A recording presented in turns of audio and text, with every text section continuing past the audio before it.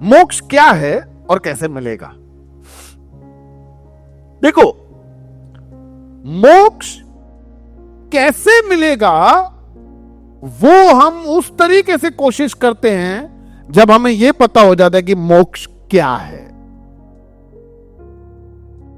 जिस तरीके से हम मोक्ष को समझेंगे या समझते हैं, उसी तरीके से हम मोक्ष को प्राप्त करने की कोशिश करते हैं। आज अगर मैं आपको बता दूं कि अपने बच्चों को अगर तुम नहीं पढ़ाओगे तो तुम्हें मोक्ष नहीं मिलेगा, और पढ़ाओगे तो मोक्ष मिलेगा, अगर ऐसा सबके दिमाग में फिट हो जाए तो कोई भी अनपढ़ होगा। फिर हर एक व्यक्ति अपने बच्चों को क्या करेगा? क्योंकि उनका समझ क्या है कि मोक्ष कैसे मिलेगा? पढ़ाने से।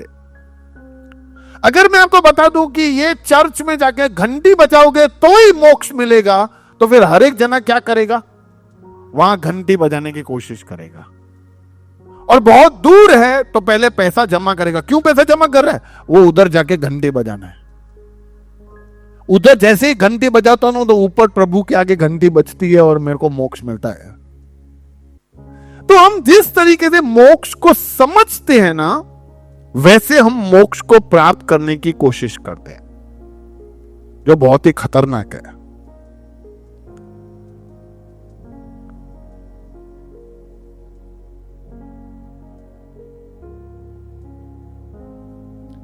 हर एक धर्म में मोक्ष को बहुत ही महत्व दिया गया है।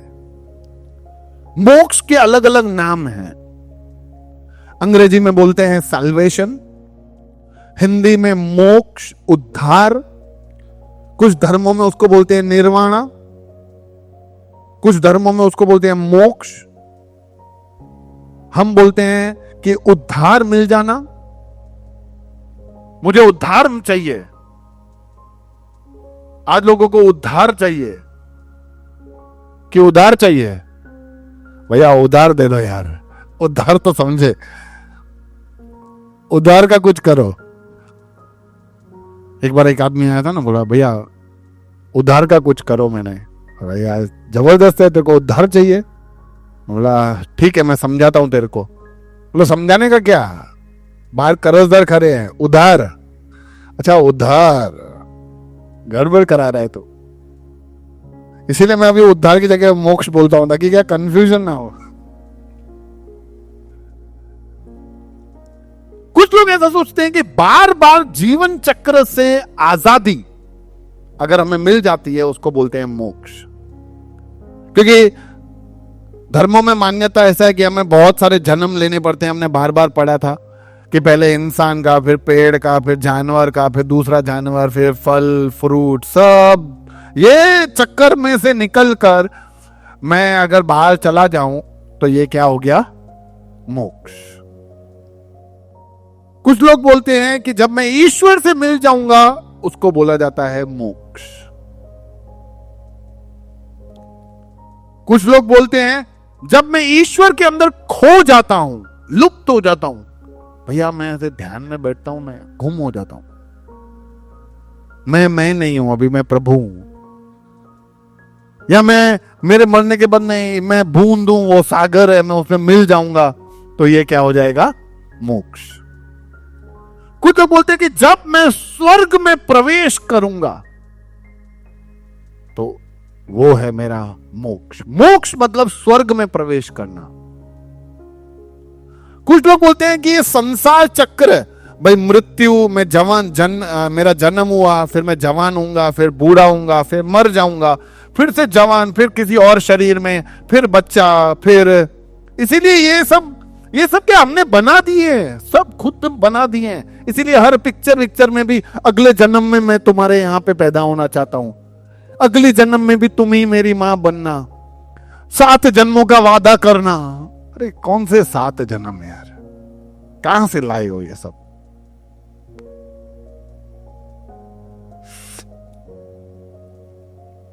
एक पत्नी ने कहा कि मुझे ये पति 7 जन्म तक ही चाहिए, इतने घर के काम करता है बेचारा, खाना वाना भी वही बनाता है, झाड़ू पोते भी वही करता है, डाडा सुठा है मेरा गोट, ये इधर बैठ के दुआ करिए, सातों जन्म मेरे को यही पति चाहिए। पति बाजू में बैठ के दुआ कर रहा है, मेरा ये सातवां ही जन्म हो। हैरान हो गया हूं, सब मैं ही करता हूं।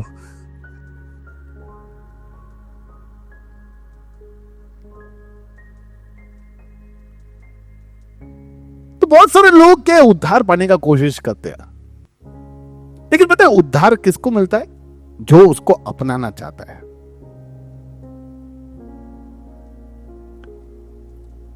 एक क्रिकेट बैट होता है ना, बैट मैं मार्केट से लेके आऊं, कितने में आता है? 4-5 हजार रुपए का आएगा, सस्ता आएगा भाई। क्रिकेट बैट है वो, प्लास्टिक वाला नहीं। 5-6 हजार रुपए में आपको अच्छा बैट मिल जाएगा। बहुत अच्छे 15-20 हजार के आते हैं, 5-6 हजार में एक नॉर्मल बैट आ जाता है। आप लेके आए खेलने के लिए। लेकिन वो 6 हजार रुपए की बैट पे अगर सचिन तेंदुलकर साइन कर देगा ना, तो तुम 6 लाख में बेच सकते हो। उसकी कीमत बढ़ जाती है। यह है तुम्हारा इज्जत, रेप्यूटेशन।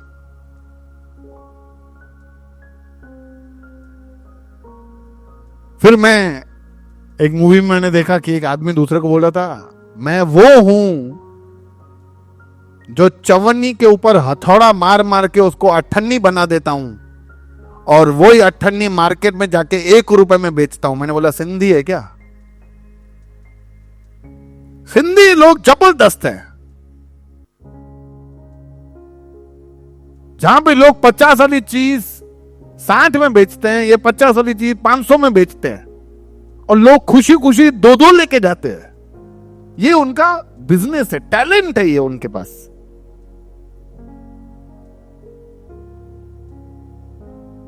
कलाकार व्यक्ति यूं एक कोरा पेपर उठाता है, खट खट खट खट खट ड्रॉ करता है और यूं छाप देता है, पेंटिंग में रख देता है, नीचे लिख देता है अपना नाम, करोड़ों में बिकता है। ये उसका हुनर है।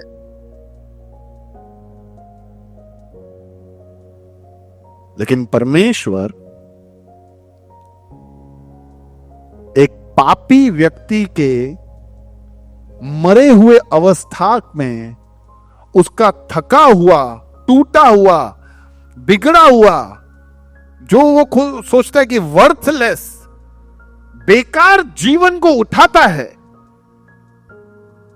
उसको पाप में से, सब में से साफ करता है और उसको बहुमूल्य बनाता है, ताकि वो अनेकों जीवनों के लिए इस्तेमाल हो सके। उसको कहा जाता है मोक्ष। जहां पे जिसकी कोई कीमत नहीं है, जिसको ठुकराया गया है, जिसको तजा गया है, लेकिन ऐसे व्यक्ति को प्रभु उठाता है, बनाता है, साफ करता है और अनेकों के लिए इस्तेमाल करता है।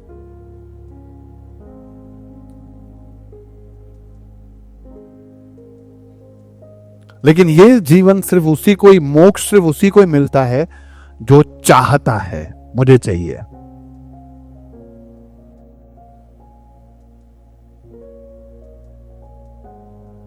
और फिर किसी ने ऐसा सवाल पूछा कि भैया मेरे को मोक्ष चाहिए ही क्यों? हम लोगों को मोक्ष चाहिए ना, कितने लोगों को नहीं चाहिए मोक्ष? कितने लोगों को मोक्ष की जगह पे पैसा चाहिए, भाई पैसा दे दो चलेगा, मोक्ष वोक्ष समझे। अभी कुछ लोग होंगे ऐसे जो ऐसा बोलेंगे कि हाँ हाँ भैया दे दो, पैसा दे दो, मोक्ष नहीं चाहिए हमको, क्योंकि उन्होंने आगे देखा नहीं है ना। कभी आप घर जाके आराम से सोचना कि बहुत सारा पैसा आने के बाद आप करोगे क्या? क्या करोगे? सब है, सब सब सब खरीद लिया तुमने, बड़े से बड़ा मकान, दुकान, गाड़ी, क्या करोगे? अभी क्या भैया बड़ी बड़ी होटल में जाऊंगा, कितनी बार, सुबह शाम रात, चलो रोज जाओ रोज जाओ। अरे महीने में थक जाओगे तुम, बस यार। नहीं भैया दूसरे दूसरे देश घूमूंगा, अरे कितनी बार घूमोगे यार, थक जाओगे। 10 दिन, 15 दिन, महीना, साल, 1 साल तक तुमने अंधाधुंध खर्च किया है, करोड़ों अरबों रुपए खर्च कर डाले। अभी भी बहुत सारे पड़े हैं, अभी करोगे क्या? अब तुम्हें पैसों से तंग हो जाओगे, क्या करने का है पैसा यार।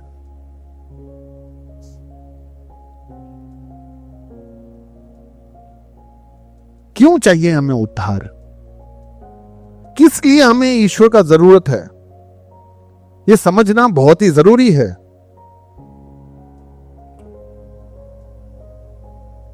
देखो, इंसान को खूबसूरत और पवित्र बनाया गया था ईश्वर के द्वारा।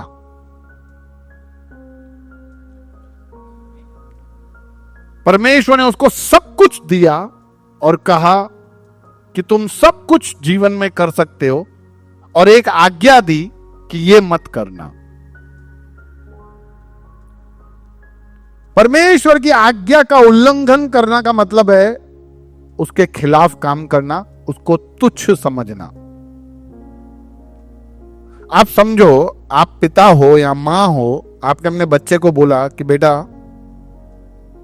बाहर जा रहे हो, ये खाना नहीं, सीधे घर आना, मैंने खाना बना के रखा है। क्या आपने अपने बच्चों को बोला कि बाहर और चट्टा ना खाइए, चलो ये बाहर चाइनीज वाइनीज मत खा के ना, सीधा घर। जवान लोग सुन रहे हैं ना पीछे, सीधे घर आना, फिर रोज खाना वेस्ट होता है।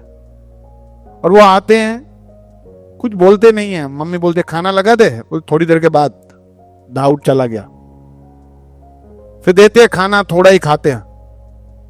क्यों? मेरे को थोड़ी खाना था, ये तो मेरे फ्रेंड ने बोला कि चल, तो मैंने उसको बोला कि मैं नहीं खाऊंगा, खाली तू खाना, मैं देखूंगा। फिर मैंने थोड़ा टेस्ट किया, फिर थोड़ा और टेस्ट किया, फिर थोड़ा और टेस्ट किया, तो मेरा आधा पेट भर गया है। उस समय एक माता या पिता को ऐसा लगता है कि यार तुम्हें रत्ती भर मेरे बोलने का फर्क नहीं पड़ा। उस समय तुमने क्या सोचा? वो बोलते तो नहीं है कि ऐसा सोचा, लेकिन उस समय हुआ क्या? उन्होंने बोला माँ बाप तेल लेने जाए, मैं तो खाऊंगा। माँ बाप की आज्ञा भाड़ में जाए, मैं तो खाऊंगा। माँ बाप ने जो मेरे को आदेश दिया, जो बोला, वो मेरे लिए मायने नहीं रखता है, मैं तो खाऊंगा। और ये ही पहले जोड़ी ने, जो परमेश्वर ने आदम और हवा को बना के बोला था कि तुम सब कुछ खा सकते हो, ये फल मत खाना, उन्होंने यही सब सोचा, तेल लेने गए, मैं तो ये खाऊंगा, क्यों नहीं खाऊं? और उन्होंने खाकर पाप कर दिया, परमेश्वर से अलग हो गए। और फिर उनसे जितने भी इंसान, हम सब उसी पहले जोड़े में से बाहर आए हैं, इसलिए हम सब के अंदर पाप है।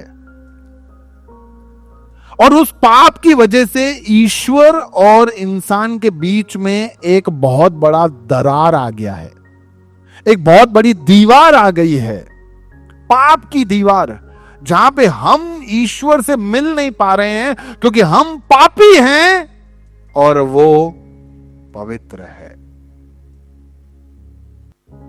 उस टूटे हुए रिश्ते को वापस जोड़ना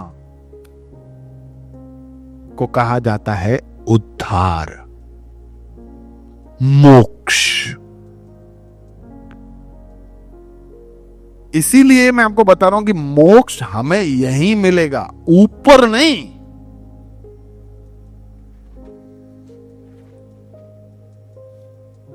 उसका तैयारी यहां करना है। ऊपर तो हम देखेंगे कि कैसे हम प्रभु से जुड़ गए, यहां पे हमें यकीन है। कितने लोगों को यकीन है कि मैं प्रभु से, वो रिश्ता मेरा वापस जुड़ गया है? कुछ लोगों को डाउट है। ये यकीन तब आता है जब हमें यकीन होता है कि मैं एक पापी हूं और मेरे पाप किसी ने ले लिए।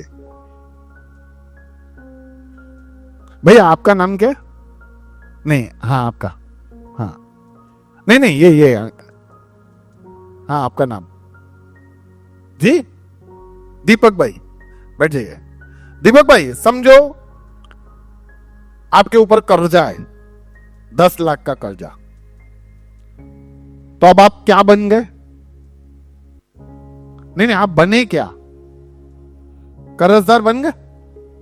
अब आपको ये कर्जदार वाले जो ठप्पा आपके ऊपर लग गया है, उससे अगर आपको मुक्ति चाहिए कि नहीं अभी मुझे कोई कर्जदार हूं मैं, ऐसा नहीं बुलाना चाहिए, तो आपके जीवन में क्या होना चाहिए?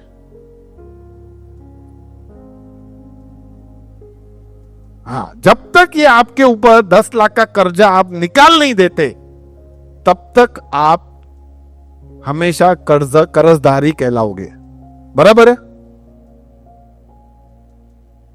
अगर आपके ऊपर सही में 10 लाख का कर्जा होता तो क्या आप मेहनत करके 10 लाख चुका सकते हो? कर सकते हैं। 10 करोड़ का होता तो चुका सकते हैं? नहीं चुका सकते। तो फिर मैं 100 करोड़, 1000 करोड़, 1 लाख करोड़ तो पूछूं ही नहीं। उसी तरह हमारे ऊपर भी एक पाप का कर्जा है जो हम नहीं चुका सकते। हम हमारी मेहनत करें, कोशिश करें, सब बातें करें, तो भी हमारे ऊपर जो पाप का बोझ है, हम वो पाप को धो नहीं सकते। इसीलिए प्रभु यीशु मसीह को आना पड़ा, ताकि वो हमारे इस कर्जे का कीमत चुकाए, ताकि हम वो पाप से रहित हो जाएं। क्योंकि जब तक मैं पाप रहित नहीं होऊंगा, तब तक मेरा रिश्ता उसके साथ बनेगा नहीं। कोर्ट में एक जज मुजरिम को कब छोड़ता है? जब उसके ऊपर गुनाह साबित ना हो, या वो गुनाह का भरपाई, चलो गुनहगार है, जज ने बोला तुम्हें 5 साल की सजा मिलेगी, और वो 5 साल के आके बाद में जज को बोलता है कि जज मैंने 5 साल भर दिए, तो अब जज छोड़ेगा? भरपाई हो गई ना। वैसे ही हम गुनहगार हैं, हमारा गुनाह साबित हो चुका है कि हम पापी हैं, लेकिन हम भरपाई नहीं कर पा रहे हैं। इसीलिए यीशु मसीह आया और उसने हमारी भरपाई भर दी। बोला सारा भरपाई मैं भर देता हूं। और फिर प्रभु ने देखा कि हाँ, इसका भरपाई तो भर दिया है, बोला इसको छोड़ दो। और ये है, फिर जब हम छूट जाते हैं उस पाप से, फिर जो परमेश्वर के साथ हमारा रिश्ता वापस जुड़ जाता है ना, इसको बोलते हैं मोक्ष। और ये हमें चाहिए। पड़ोसी को बोलो चाहिए क्या?